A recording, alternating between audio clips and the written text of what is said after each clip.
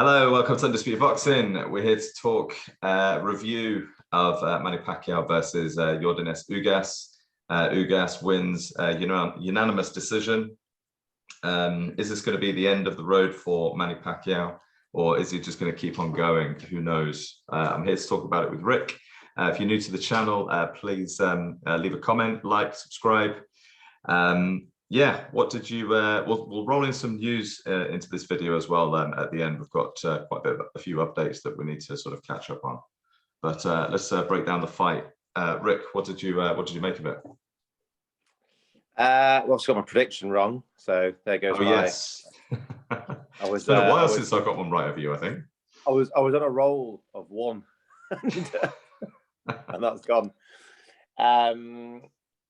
Yeah, I was a bit surprised, actually. I was surprised by a few things. I suppose how many times Ugas got to Pacquiao, he seemed to hit him quite easily, judged the different distance quite well, and Pacquiao didn't seem to be able to close it. And when he did, they were quite tippy-tappy shots. So yeah, there's a lot of things kind of going on. I mean, I thought Ugas was in the pocket. He stayed in the pocket and just exchanged and was quite accurate and seemed to catch Pacquiao when he was coming in, and Pacquiao accuracy doesn't seem to be as good, and timing and power, it's just a Pacquiao that's far more deteriorated than I've seen. And whether, you know, I was always a bit suspect what he's on that, whether he's not on that anymore. I don't know, but he never ever looked like he had Ugas in trouble. I think he caught him maybe in the 11th round with a good shot, but Ugas didn't seem to kind of wobble. I don't think, you know, Pacquiao was overhurt, but I thought he obviously had more damage to him if you look at his face by the end. So really, it was a relatively convincing win by Ugas. Don't think anyone can moan about the judges. I thought the scorecards were pretty good. He was competitive, Pacquiao, but you know, he never really was, especially the second half of the fight, gave most of it to Ugas. Yeah. How did you score it? Did you score it at all? I didn't score it. I only tend to score things when I'm watching it live, and I didn't watch it live, though I didn't know the result watching it. But I think, what were some of the scorecards? Because I remember thinking that was probably about how I would have had it. 115, 113. Yeah, let me get out now. 115, 13, I know was one of them. Yeah. See, that's a bit, I did what slightly wider than that. Yeah, I actually had it 8-4. I had it 8-4. Yeah, I think I'm pretty sure I saw Dan Raphael on Twitter. He was scoring it. I think he had, I don't know, Pacquiao up. Like up to around 8 or 9. I thought that's a little bit strange. I heard some people had Pacquiao up like at some point. I had it quite tight after 6 rounds, and then after that, I think after 6 rounds, I only gave Pacquiao like I think round 11. He had one really good round. Yeah. And yeah, a lot of them were quite tight and stuff and close, but I just felt he was. You look at the face; he was clearly getting tagged. I thought Ugas's jab was quite effective. Quite surprised how good that was actually. Yeah. And Manny, you know, he can only do those bursts for short periods of time now. He's like only half as effective and didn't ever seem to have much power. Yeah, I don't know. I mean, it's obviously age, but I've always been suspect of what else is going on. Yeah. And whether that isn't anymore. I think most have. Yeah, I think most have, to be honest. But yeah, Ugas has got very kind of like solid fundamentals, hasn't he? He's got a really good jab. His right hand is a little bit kind of strange how it kind of comes in looping, and it's almost looks a little bit telegraphed, but Pacquiao just couldn't get out of the way of it. It was just finding a home for that right hand all the time, and he was just getting marked up. And what, you know, granite chin. I mean, we always compliment Pacquiao's, you know, attributes, and you know, he's very offensive and coming, you know, constantly coming forward and attacking. But you know, Ugas was just finding a home for that right hand. I did think his output was quite low. Like Ugas doesn't seem to throw a lot. He is more of a kind of counter puncher, I guess. But I think his output was probably half of what Pacquiao was throwing, but he was probably 2 or 3 times more as accurate. But he's just dead efficient with it as well. Yeah. You know, he rarely threw stuff that didn't do anything. I thought he did some good body punches earlier on. He seemed to stop doing them, but I thought they had a bit of an effect. Yeah. There was one, I think, that was called low. To me, it didn't look that low. Yeah. Yeah, I saw that. But yeah, and again, like Pacquiao looked like knackered after like the third round. You know, he just seemed like a bit, you know. I think sometimes boxers, once they're in there, they've boxed that long, they know when they're in difficulty.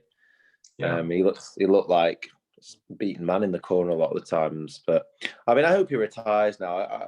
I suppose because it wasn't too one-sided. He might look to do something because he's still a big name and he's still going to, you know, he's one of those fighters where he could still go and fight Spence, you know, isn't he? If he wanted to, yeah. Just because he'll sell, but don't think he should anymore. Here's a question for you. I wanted to ask you this actually. Now that Pacquiao has been beaten, and that has kind of killed the Pacquiao Errol Spence fight, because Errol Spence probably would have still fought it next year. Do you think that puts Spence and Crawford closer together now? Do you think that gives it a better chance of happening?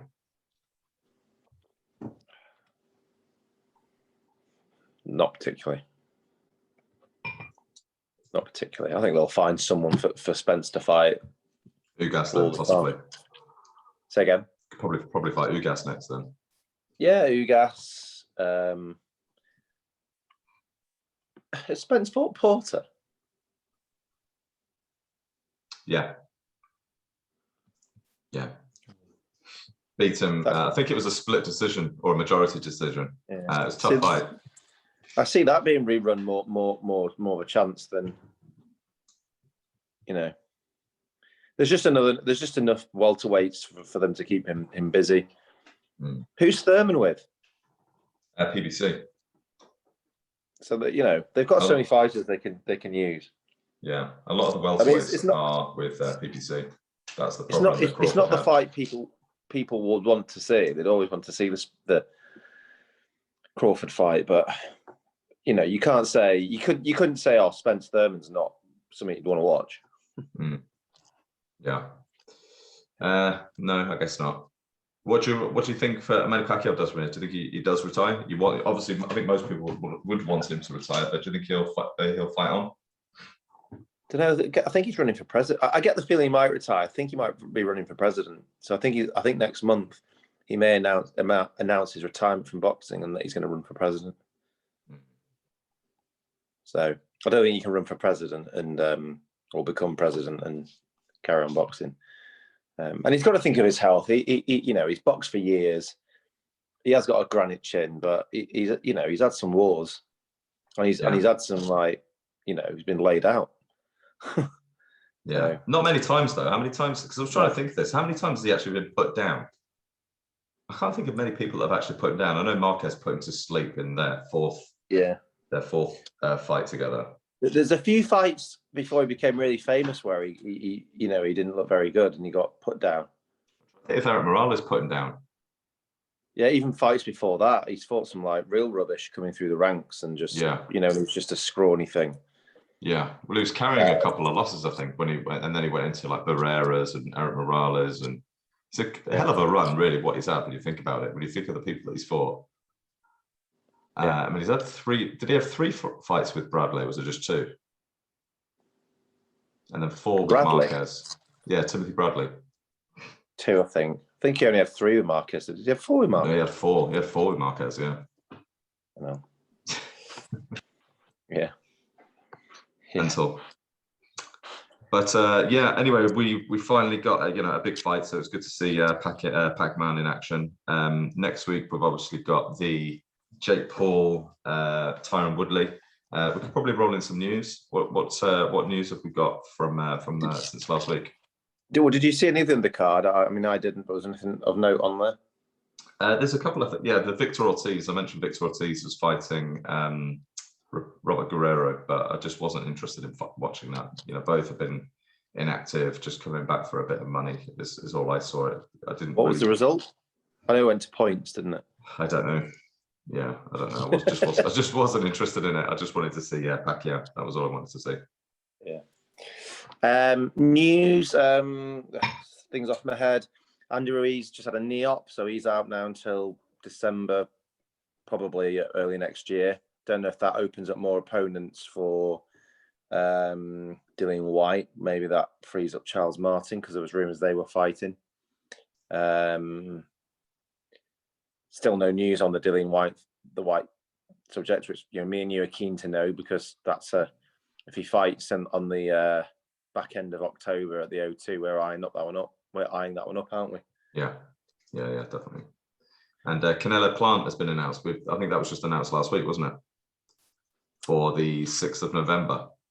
Yeah. Has there been an official announcement? I know there's been an announcement by midweek. Canelo had done an announcement on Twitter. I don't know if there's been an official announcement by PBC. Yeah, I'm not sure. I just saw from various different sources that it's been agreed. So yeah, looks like it's on to me. Glad that's coming up then. I don't know if it's on Showtime or Fox, but it's with PBC, isn't it? Yeah.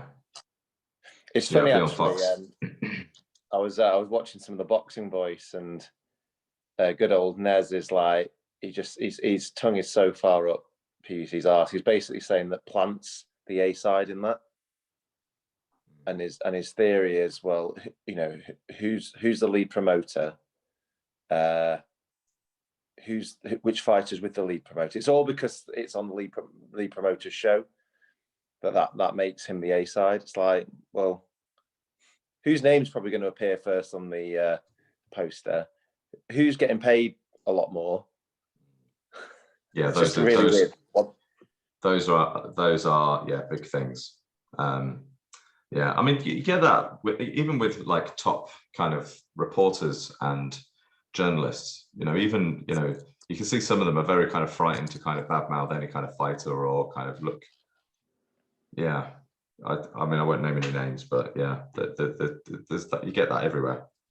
I saw that Crawford versus Porter, the purse bids have been set for the 2nd of September. So that's really significant. That's really interesting, actually. If that does go to purse bids, I can't see Top Rank going in with a big bid on that. I just think PBC will obviously win that purse bid and they'll stage it on a PBC show. Do you think it will still happen if one of them wins it? I think if Porter wins it, I think it does happen. I think Crawford's people will just, I can't see. Yeah, I mean, I can't see Top Rank kind of putting up the barriers on that one. Doesn't look, I mean, the relationship looks pretty deteriorated. I can't see them working together again, to be honest. And it's good for everybody. They can focus on, some of their other fighters and investments. And, Crawford could maybe just be a bit like, Canelo and, gun for hire. Or maybe he signs with PBC. I think if he signs with PBC for 3 fights, I don't think there's any danger in that. I mean, there's plenty of people that he can fight and really kind of round off his legacy.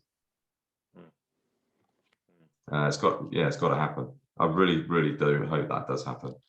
And Jaime Munguia versus Derevyanchenko has been ordered as well, so that's likely to happen October, November. That's a big fight in the middleweight division. And I think that's about it on my side. There's a bit of concern on the Wilder Fury fight, isn't there? Because of Fury's had a baby, and I think they nearly lost it from the sounds of it. So I don't know if that's going to delay the fight. There's rumours of it of that. So keep an eye on that one. Yeah, I saw on Twitter. It's a Twitter and Instagram. Tyson Fury was basically selling his WBC belts and donating all the money to the NHS, which I thought was, I think, or specifically to that hospital, the Manchester University Hospital, which is obviously, a great thing to do. But selling his belts? Yeah. Does he even need to do that? Hasn't he got enough money anyway? I don't know. I just thought it was a nice touch, but I'd heard after that, because I saw that and I thought that's a little bit strange. But then obviously I heard about what happened with his newborn daughter, and then obviously made the link. But I mean, let's hope that doesn't get postponed again. I think Fury is going on a blackout now with social media. I think he just did like one post and was like, right, I'm not doing anything now, get my head down, I'm in camp. So he seems determined to have the fight. So I don't see any reason why there would be a delay, to be honest. Yeah. And I think White said, if there is a delay, I'll fight Wilder, but you could expect that. I just hope we get an announcement that next week on the Wilder fight, because obviously Matchroom don't think they've had any. They didn't have any fights this week, or I think they got anything next week, have they? I remember Hearn saying that they're going to head down. There's some. I don't know who they are, but there's some fights on BT next weekend as well. But I can't recall who they are. Right. They're not the best shows in the world. Otherwise, it'd stick in my mind. Yeah, well, I've heard that Mikey Garcia might be fighting on DAZN on the 18th of September. I don't think they've got an opponent yet. They were talking about Regis Prograis, but I just don't think they've been able to get it to happen in time. So my suspicion is that it will just be a keep busy fight for Mikey Garcia. I know it's another holiday for Mexico, so maybe he'll try and stack out the card with Mexicans in LA or maybe Vegas. Yeah, it'd be good to see Mikey Garcia back because he needs to kind of get active again as well.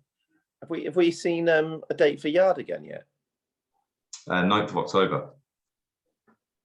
That's it. Yeah, it's the build-up show leading up to Fury Wilder.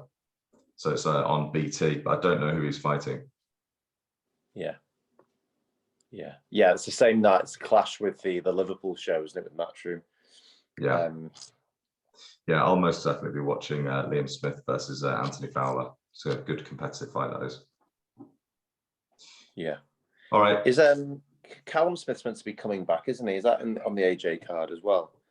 I believe he is on the AJ card. Yeah, undercard. Or I don't know if he's on that, or he might be on the Liverpool show. No, I got the feeling it was the AJ. I got the feeling it was the AJ card. Right. Okay. I mean, I'm hoping now, like next week, there's just a load of announcements from Matchroom. Like Dillian White's next fight, a bit more, a bit about the undercard, more on the undercard of the AJ fight, stuff like that. I mean, that's what Hearn's promised, almost like head down now, do into the kind of the deals because I haven't got any shows for a few weeks. Yeah, I think there will be. I think a lot of the stuff will fall into place now that the Canelo fight's been announced. And Dmitry Bivol, don't know what he's doing next. Artur Beterbiev is been ordered to fight Marcus Brown. Don't think we talked about that yet, have we? That's by the WBC. I saw that, yeah. Yeah. Who's he with then? Brown, PBC? I actually don't know. Maybe he is a PBC fighter. But Beterbiev is top rank. And who's Bivol going to fight? He needs a fight again, doesn't he? That's the $1 million question. He's kind of left with no dance partner really in all of this kind of merry-go-round. I would like to see him fight Gilberto Ramirez, Zurdo. That's a very good fight, and that should be easy to make. It's Golden Boy versus Matchroom again, and Ramirez obviously has just come back against Sullivan Barrera, looked pretty good, stopped him. So Ramirez versus Bivol, I think would be a good next fight. I can see Bivol fighting in the UK. I think he's fighting December. He's fighting in December. Yeah. Just the Chinese guy or Japanese guy? Japanese. He's fighting in Japan. Yeah, the champion. Yeah, whose name I've lost his name. But he hasn't fought for a while either. I mean, I think Golovkin's another one that's going to really it's going to be, he doesn't win convincingly, or it's kind of a scrappy win. He's going to call time in his career as well, I think. Yeah. And, I keep hearing strong rumours of Khan Brook. I mean, nothing announced yet, but. That's the one. That's the one I'm probably going to be looking forward to most now between now and the end of the year. I think if it gets announced, of what's in the pipeline, that is the one that I'm probably the most excited about in a weird way. Yeah, I know what you mean. I mean, the AJ Usyk's probably still I don't know. The heavyweights are still the biggest one for me, but AJ Usyk and Fury Wilder still probably a bit above that. But yeah, I mean, it'd be interesting to see where it lands because, it could easily do the Manchester Arena, but it could probably do a stadium or I don't know. I'm a bit like that, but it probably can't. If you're going into the winter, it's only really Wales, and it's probably too big for Wales. Wales is too big for the fight, yeah. As in Millennium Stadium. Oh yeah. It'll be in the northwest, I think. I think maybe MEN, something like that. Is that one you'd come up for? Potentially, yeah. I mean, I think it would be one of those. It's a money grab, isn't it? So I don't think they're going to be stacking out an amazing fight card with it. I think it will be very like 3 or 4 fights on the undercard, and then I think the lion's share is going to go to the 2 fighters, as it should do, really. Fair play to them. I mean, I know I like going and watching some of the undercard and that, but I'd still probably, especially if it's Manchester, especially for me, because I don't have to travel anywhere. But yeah, well, I think if it's in Manchester, I'll definitely go. I think just see if you're interested or anyone else is, because I'd want to get a decent ticket. Yeah, like, price-wise. Yeah. Right, I think that's it all, isn't it? Yeah, I've got plenty of news in there as well. So good. So we'll catch up next week. We'll do during the week. So we're going to do next weekend we'll do prediction for Maurizio Lara versus Josh Warrington, and then any other news. I don't think there's any other predictions we can do, but we'll do more news catch up as well. Might be more Monday video next week because it's bank holiday. All right. Yeah. Okay. Yeah. We'll just work around you. Yeah. Thanks. All right. Thanks everybody for listening.